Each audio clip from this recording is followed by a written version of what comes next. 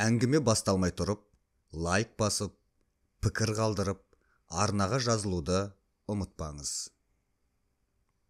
Мұхтар Әуезов. Жетім. Жаз ортасының қоңыр кеші. Ұлытаудың бөктерінде кештің қоңыр салқын желеседі. Күн батып, ымырт жабылып барады. Күн батысты қалың қара бұлт басқан. Айналада күңгірт тартқан төбелер қоңырқай тартып, түн тыныштығына қарай бойсынған сияқты. Сондай жүдеп сарылған төбелердің арасымен үш салт атты келе жатыр еді. Бұлардың беті қалың тау іші. Күн батыста, алыста жауын бар еді. Сол алыста күн күркіреп жатты. Анда-санда көкжиектің тұсында күн жарқылдап тұр. Бұлт қалың, жарқылдағы күштет. Қара барқын тартып қараңғылана бастаған аспанда түксиген қатал қабақ. Құлазып жүдеген иесіздік білінгендей. Үлкен жарықтың өшер алдында бір сөніп, бір лап етіп жанғанындай, күн батыста жарқ еткен нажағай жарығымен күңгірт даланы әлденеге үміттендіріп тұрған сияқты. Тау бөктеріндегі қоңыр жел ақырындап бұралып соғып, салбыраған шерлі күйді қозғағандай болады. Табиғат салқын түсте болса да, сұлу тілді сүйгендей, іздегендей еді. Мәңгі мұңлы шермен үзіліп соққан желмен бірге жүректі ақырын шымшығандай еді. Сол кезде иесіздікте жүдеу тартып, ұйқыға батып бара жатқан даланы әнші жігіттің зар мұңлы даусы ұзақ толқынды ырғағымен тербеткендей болды. Ән салқын түсті табиғат ортасында желікті қызықты еске түсірмей, ұлы бір сабырды еске түсіргендей. Ән салған жігіттер табиғатпен жалғасатын тіл тапқандай боп, кейде баяулап қоңырлатқан, кейде шарықтаған сұлу әнмен түн құшағына кіріп келе жатты. Бұл минетте адамның әні де алыста күркіреген күндей, үзіліп соққан бөктердің желіндей, табиғаттың өзінен шыққан бір қуат сияқты еді. Бойды табиғат қуатындай болып тоңазытып, көңілді жүз толқытатын қуаты бар еді. Ән кейде батқан күн мен бейуақта қоштастырған үн сияқты. Бұл жігіттер иесіз таудың ішімен түнде жүріп өтпек болып, тау сыртындағы елді бетіне алып, жалғыз аяқ жолмен түн қатып келе жатыр еді. Осы кезде осы таудың сыртында жігіттер келе жатқан жақты бетіне алып, жалғыз жаяу бала келе жатты. Жол үстінде ымырт жабылып, қас қарайған шақта жалғыз келе жатқан баланың ойында үлкен мұң, қабағында қалың қайғы. Табиғат балаға қатал, суық көрінеді. Жан жақта жүдеу тартып, жұмырланған боз төбелер қайғылы сырмен, дүние шерімен сазарғандай. Бетіндегі ақ көде, сары селеуді сүйретіліп, сумаңдап соққан түн желі желпи қозғап сілкінтіп тұр. Қарауытқан көлеңкелі сайлар қара түннің қараңғы сырын бауырына жиып, әлденеге сақтап тұрғандай болады. Белгісіз тұңғиық жүрегін жаныштады. Әрі салқын, әрі қорқынышты күйді есіне түсіргендей болады. Жүрегін қорқыныш басып, жалғыздық жеп келе жатқан баланы не бастап келеді? Жеті түнде айдап шыққан айдаушы кім? Айдаушы сол баланың тағдыры еді. 10 жасар Қасымның бұдан 1 жыл бұрын кәрі анасы өліп еді. Одан жарты жыл бұрын өзі туған әке шешесі өлген. Өз әке шешесі өлгенде Қасымның сүйеніші болып қалған кәрі әжесі бар еді. Қасымның кішкентай әлсіз басы тағдырдың бұның басына келерлік барлық соққысын түгелімен көріп шыққан. Алдыңғы өлімнен кейін жарты жыл өткенде кәрі әжесі өліп еді. Бұрынғы бала, бұрын еркелікпен жылайтын Қасым, әжесі өлген күні шын қайғымен жылап еді. Басына аспан құлағандай уайымды сол күні көріп еді. Жақын жанашыр туысқаны жоқ болса да, маңайдағы ел әжесінің өлігін үйден алып шығарда, кішкентай Қасым үлкейген кексе кісі айтатын зардың бәрін айтып, шешесінің үстіне жығылып, айырылғысы келмей құшақтап: «Әжетай, мені кімге тастап кеттің? Мені неге ала кетпедің? Менің қаңғып қалғаным ба? Менің шынымен сорлы, шынымен жетім болғаным ба?» деп зарлағанда, елдің сай сүйегін босатып, кәрі жастың жүрегін еріткен болатын. Қасымға өзге өліктің бәрінен әжесінің өлігі батып еді. Әжесі демі үзілген минетіне шейін қарсы алдында, аяқ жағында Қасымды отырғызып қойып, содан көзін алмай жатып үзілген. Кәрі кеудесінен жаны шыққанша, Қасымға ендігі қайғының қаншалық ауыр болатынын біліп, мұның сорлы болған пішінін көруге өзінің көзі шыдамай, есіркеп, барлық күшін жиып, езу тартып күлген сияқтанып жатып еді. Сонда өмірді тілесе, Қасым ержеткенше деп тілеген. Құлынымның бұғанасы қатқанша рахмет, сорлы қылып қақсатпа, зарлатпа, көрде мені күңірентпе деп тілеп еді. Әжесі осы тілектің үстінде өліп еді. Қасым сол күнгі жылауынан бастап, үлкен кісідей қайғыға, қаралы күйге түсті. Шешесін жоқтап жылағанда, елжіреп сүйген атасы, өз әке-шешесі түгелімен көз алдына келіп елестеп, кешегі жылы ұяны көз алдына әкеп тұрғандай болушы еді. Қасым бәрінің де атын атап шақырып, кішкене ақ таяққа сүйеніп тұрып, жалғыз өзі оңаша кетіп, зарланып жылаушы еді. Қасым ұйықтаса бақытқа жеткендей болып, өзін алдына алып сүйіп уатып, көзін сүртіп жүрген әке-шешелерін көруші еді. Бәрі де біз тіріліп келдік, енді өлмейміз, сен қорғансыз емессің, сен жыламайсың, сенің көз жасың бізді қайта алып келді деуші еді. Қасым түсінде еркелеп, әжесінің төсін иіскеп, мені неге жылаттың деп өкпе айтатын. Ояна келсе, көргені түс болса да, Қасымның көңілі солардың өлгеніне көпке шейін сенбей жүрді. Белгісізден солардан хабар әкелуші бардай, не болмаса біреуі келетіндей, көңіл қиялын сол ой биледі. Бірақ күндер өтті, Қасым жетім болды. Жетімдік бұған өзін барлық суық пішінінде емін еркін танытты. Қатал тағдыр мықты қолымен қатты ұстады. Күннен күнге өткен сайын әжесі келмейтін болып, алыстай бастады. Оның бейіті Ұлытаудың бөктерінде алыста қалды. Ауыл тау асып көшіп кетті. Әжесі тірі болған күн Қасымның көңілінен сұлу сағымдай, жазғы тұрғы мамық түсті бұлттай болып, қайта оралмастай болып жоғала бастады. Әжесінің мұны уатып айтатын ертегісі, кешкі мезгілде алдына алып, күпсіне орап отырып, тербетіп айтатын сезімді қоңыр әні де жоғалды. Өшті. Қасымның үмітті жарық күні де батты. Әжесі өткен соң жақынымын деп, жаны ашыған ие болып шығып, Иса деген ағайыны Қасымды қолына алды. Қасымның әке-шешесінен 30 шақты қой, 10 шақты қара қалып еді. Исаға Қасымның малын берерде жұрт, жетімнің малына қиянат қылма, өзін адам қыл, күт, асыра, жылатпа деп тапсырған болып беріп еді. Исаның балалары көп, малы жоққа жақын кедей болатын. Ұрысқақ долы қатыны Қадиша мен Иса Қасымды алғашқы қолына кіргізіп алысымен, малды өз малындай, өз мүлкіндей баурай бастады. Түнде ел жатқанда жетім қозыдай тас бауыр болып қалған Қасым жат ұяда ұйықтай алмай, көрпенің астында үндемей жылап жатқанда Иса мен Қадишаның әңгімесін естіп еді. Сонда олар Қасыммен бірге келген малдың санын асынып, әрқайсының түсін атап, әне бір көк саулық пен қарабас қойды соғымға жібереміз. Қасқа сиырды сатып, үй ішіне бала шағаға саудагерден бұл аламыз, деп ашыққа салып кеңесіп жатты. Қасымның көрпе астында жылап жатып, мұрнын тартып дыбыс бергені де оларды бұрынғы әңгімеден тыйған жоқ еді. Қасым осы түннен бастап бар қайғыны ішіне жия бастады. Маңайдағы көрші қатындар, сенімсіз топаш шалдар, бала, малыңа ие болуға жарамайсың.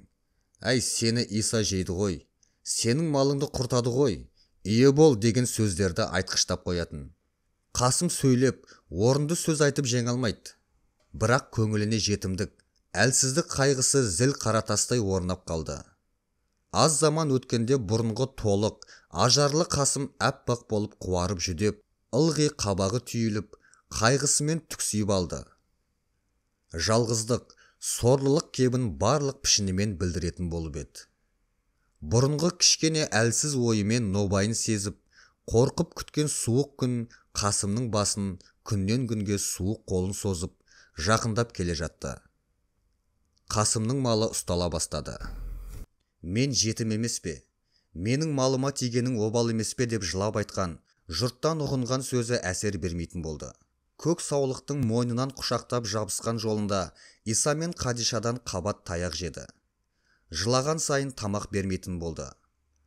Алғашқы қайғылы күндегі Қасымның қадірі де ұзақ болған жоқ еді. 2-3 күннен соң Иса мен Қадишаның сезім дегенді білмейтін, көн болған көңілдері бұрынғы таз қалпына келіп еді. Олардың балалары бірінен бірі ерке болып шығып, Қасым қаға берісте қалатын болды. Қасымға таласа, тармаса күн көру керек болды. Мал ұсталғалы басында қайғыртып жылатып, кішкене сорлы жетімнің ішіне у болып жиналып жүрсе де, әрберден соң ол қайғы бір бөлек қалды. Енді Қасым тамақты да жөндеп іше алмайтын болды. Жыламаса әке-шешесі бар балалардан кезек тимейді. Оның үстіне олардың ересегінен таяқта жей бастады. Қасымға бұдан соңғы бір қайғы болып, малды қарастыру, қозы бағу шықты. Аздан соң өзге балалар Тіләзар, Кәпір, бармайды деген атпен құтылып қалатын болып, Иса мен Қадишаның бейілді қабағына ырза болатын күйге келген Қасым тезек теретін болды. Малдан кешке келіп сүрініп жығылғанда болмаса, Қасымға бостандық, еркіншілік жоқ еді. Кейде Иса өз балаларын, олардың малы жоқ, малдың иесі Қасым деп қойып, олардың еріншектігіне өзі құрық беріп, Қасымның бишаралығын ашық арамдықпен қақпай қылып та қояды. Бұл халдің барлығы сорлы жетім көңілінде күннен күнге өткен сайын арылмастай үлкен у болып жиналып жүрді. Қасым енді барлық өзіне қарсы арналған арамдық, өгейлік құлықпен кәпірстан мінезді қабақтан жарты сөзден ұғатын болды. Тұрған ауылында бір адамнан мейірімді мінез көрмеген соң, ешбір жанмен сөйлеспейді. Күз күніндей жабырқап жүдеп, қабағы қатқан қайғыда. Сырт пішіні момын сияқтанады. Бірақ ішіне ылғи жетімсіреген жалғыздықпен бірге дүниеге сенімсіздік, ешкімге жуымайтын жат бауырлық нығайып орнай бастады. Бұл мінез өсіп, күшейіп, ішіне мұздай болып қатқан сайын Қасым ашулы болып, қаны бұзыла бастады.